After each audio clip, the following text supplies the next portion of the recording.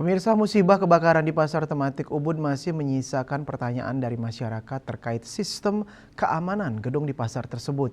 Hasil rapat Sekda bersama PUPR Damkar OPD terkait Kepala Pasar, Keamanan Pasar, dan rekanan yang menangani sistem keamanan gedung bahwa pasar yang diresmikan Gubernur Bali pada 5 April 2023 lalu, sistem keamanan gedungnya termasuk smoke detector dan sprinkler masih berfungsi secara maksimal.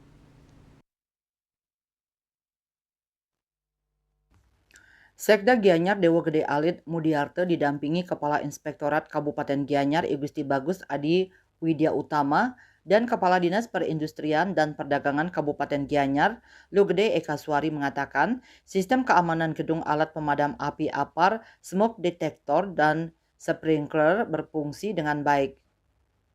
Terkait isu yang beredar katanya hidran tidak menyala, sprinkler tidak menyala, itu tidak benar.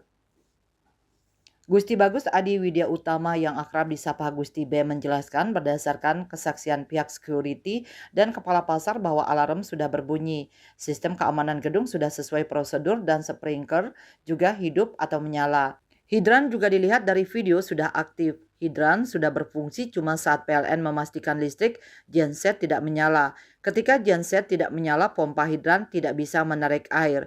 Gusti Bagus Adi Widya Utama menambahkan, semua OPD turun termasuk Disperindak juga mengkaji dan mendata.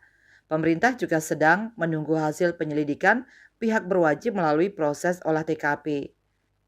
Wirnaya Bali Pos melaporkan.